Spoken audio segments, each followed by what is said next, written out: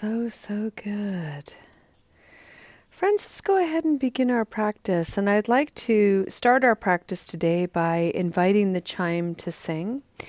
And this is a gentle call to arrive fully to this practice. Arrive to the fact that you have carved an hour out of your day to quiet the mind, maybe soften the heart, soften the way that we self-protect, maybe open up to something new and different, cultivate a spirit of curiosity. We also take this time to reflect a little bit and recognize that coming to a recovery meeting, whether it's a traditional meeting or something new and innovative like Recovery Dharma, is truly an act of courage and reverence. It is an expression of warm self-regard. What a beautiful thing to bring to this space. Welcome, everyone. This is Recovery Dharma. My name is Julia. I'm one of the facilitators of the Spokane Sangha, and it is so lovely to be here today. I'd like to set the intention of our practice with a beautiful sentiment of metta. This is a colorful little painting that I made, and on the back I write these ideas of loving kindness. This one reads, "May you sense a holy urgency to live your precious life." May you sense a holy urgency to live your precious life.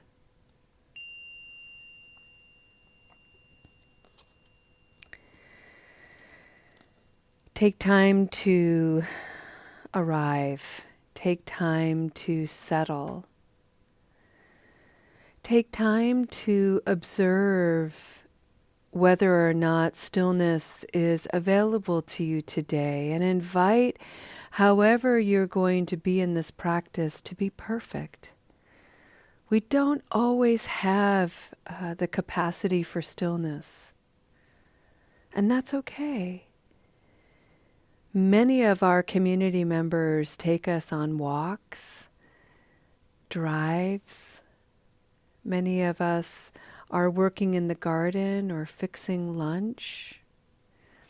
There are also Sangha members who really need this time of stillness, not necessarily to reflect or do any kind of deep looking, but rather to truly invite rest.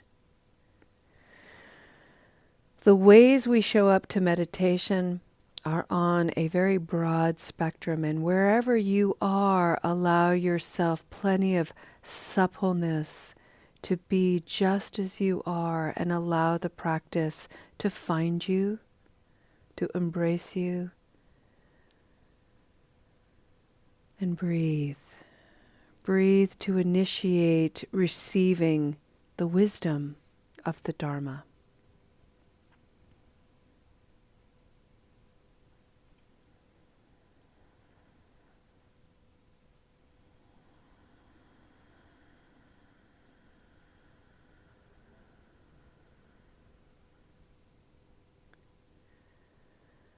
For the month of April, we have been exploring a theme, and that theme is duality.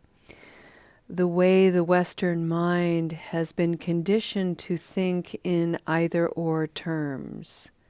Either something right or it's wrong. Either something is good or it's bad. Either is something light or it's dark, and so on. Eastern philosophy, on the other hand, is steeped in a totally different perspective that includes duality, but is governed by what lies in the middle of those two pairs of opposites, which is considered non-duality, where the two pairs of opposites come together in either a sense of harmony and discord, but both offer a great deal of opportunity for insight and wisdom. In the Buddhist practice, nothing is rejected.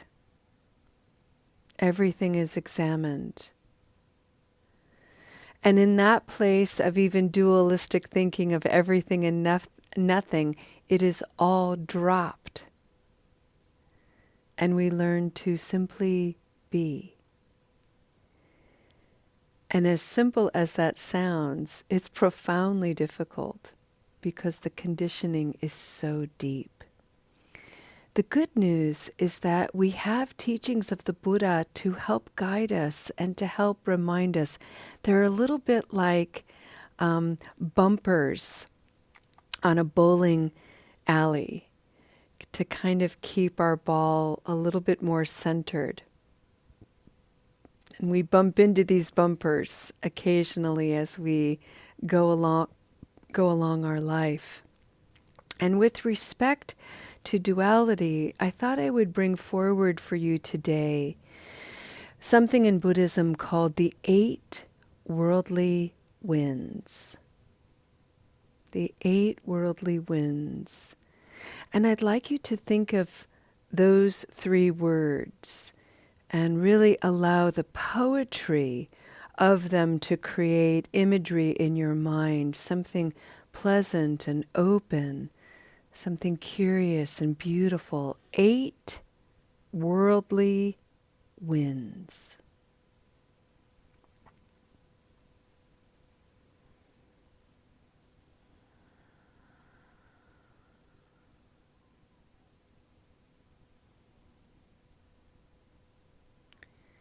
The 8 worldly winds in Buddhism are 4 pairs of opposites.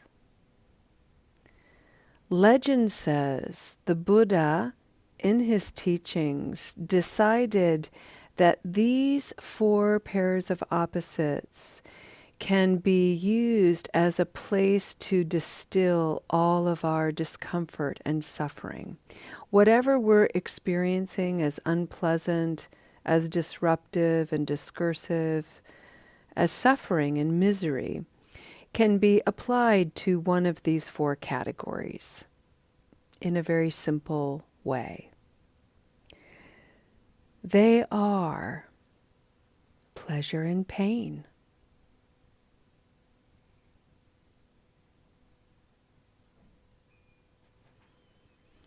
part of the human condition is to obsessively seek pleasure while incessantly avoiding pain.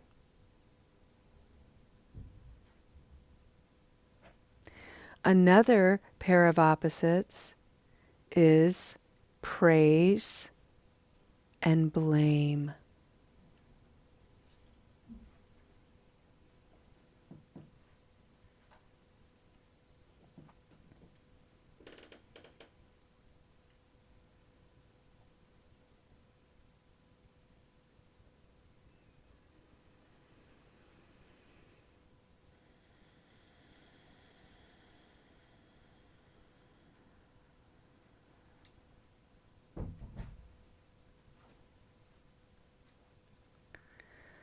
Another pair of opposite is gain and loss.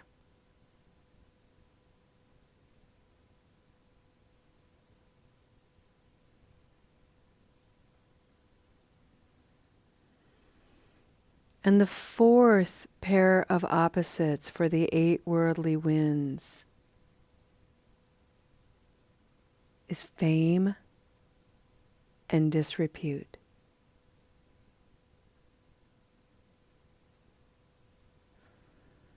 Pleasure, pain, praise, blame, gain, loss, fame, disrepute. To be a whole human being is to experience all of this. To be a spiritual being is to use these 8 worldly winds as opportunities and possibilities for our continued understanding and access to innate wisdom.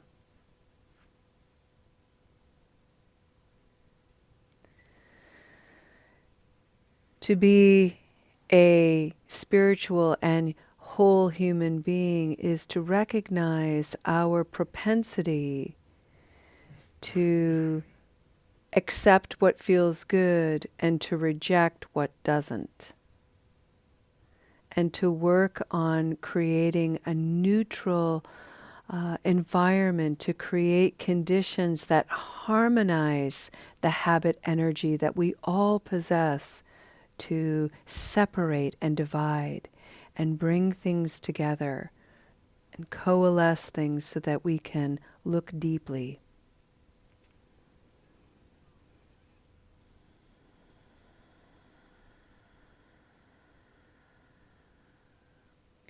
In the Hindu tradition, which is the tradition of the Buddha, he would have been highly steeped in these ancient teachings. We have a wonderful energetic awareness that lives with esteemed regard in the body. It's called the chakra system. And you have 3 lower chakras that are connected to our physicality as a human being, and 3 upward chakras in the body that relate to our spiritual connection to the cosmos. The root chakra, the sacral chakra, the solar plexus.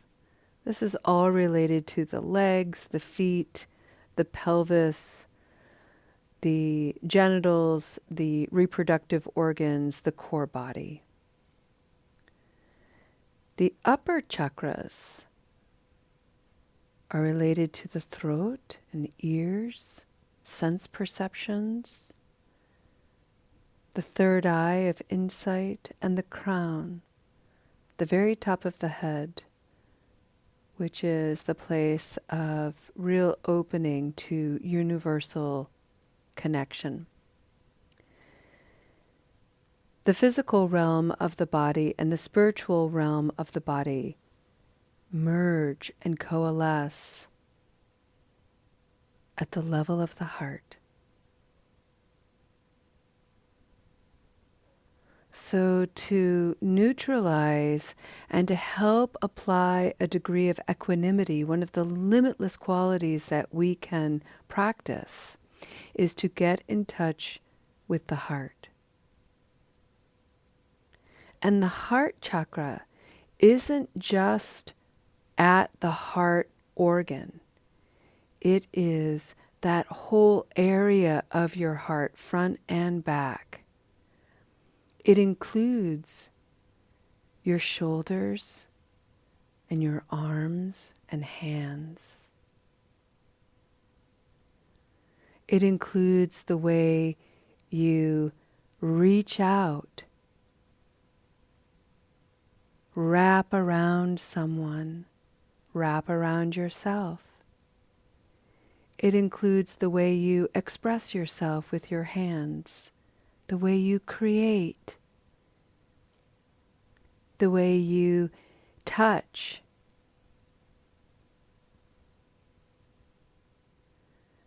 Your hands have an extraordinary capacity to bring forward expressed violence and healing.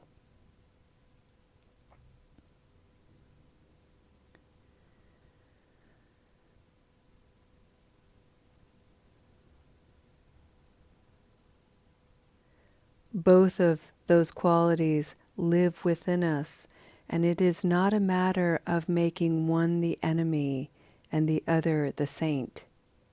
It is about recognizing that the saint and the sinner is us.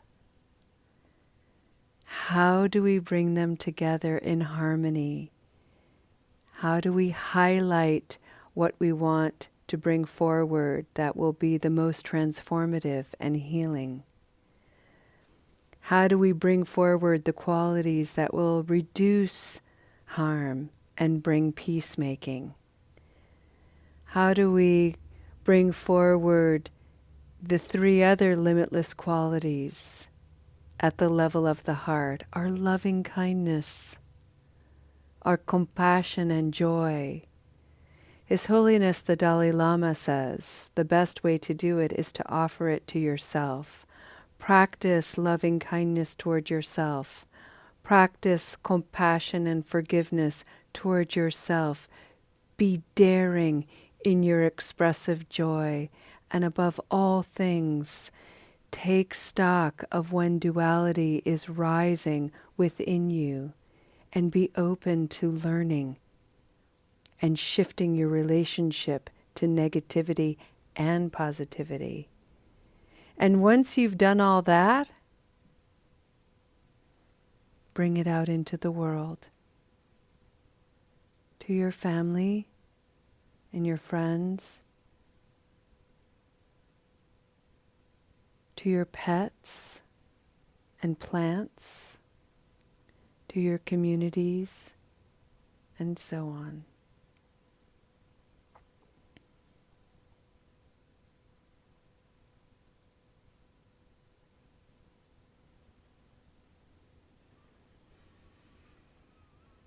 This is an abundant practice, a never-ending practice.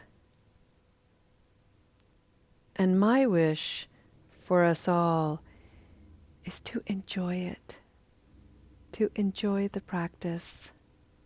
And when it gets hard, to learn to take breaks, to learn to lean on other people in support and care, and above all things, to stay gentle and open.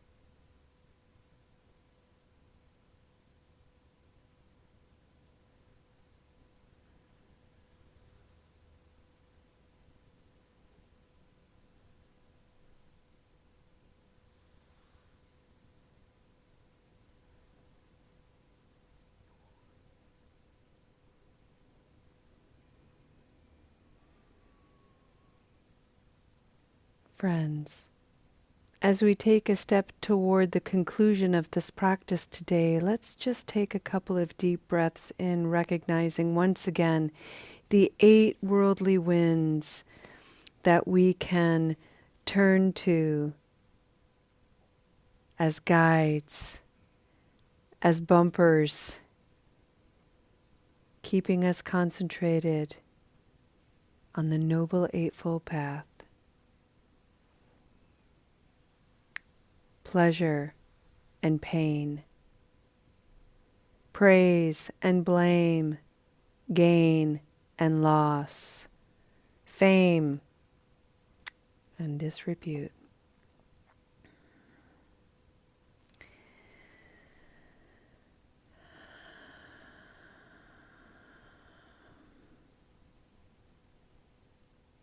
May these arise in you as gentle winds, fewer hurricanes, fewer tornadoes, but clear breezes to clear away the debris and clutter.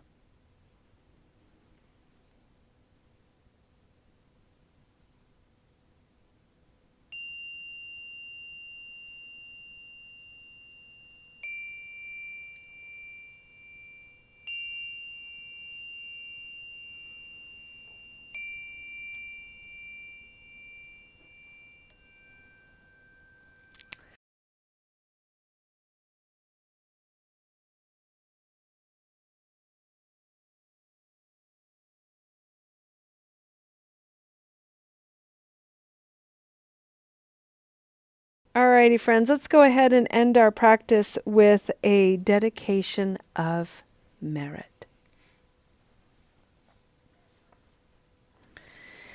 One of the most beautiful things about coming into the awareness of the 8 worldly winds, a complement really to that awareness of duality is the spiritual practice called Just Like Me. So whenever you see somebody swept up in a dust devil, a whirlwind of the 8 worldly winds, whether somebody is getting inflated by all kinds of praise, you can see that as, whoa, just like me. I can get hooked on the praise. And then the moment criticism comes around, we feel so deflated. We take everything personally. It's such a distortion. And we see it so clearly in others. And it's a wonderful reminder, just like me. The reason we are practicing, friends, is so that we can become anchors in a world that is so easily disrupted, so easily turned upside down and inside out. And by staying an anchor, by staying clear, we truly embody instruments of peace in a world so desperate to have it. I want to thank you all for the wisdom you've shared here today, for the inspiration you've left in this space, for the way that you create a sacred impression and a true sanctuary in which to practice and share. Have a wonderful day, friends. We'll see you next time. Namaste.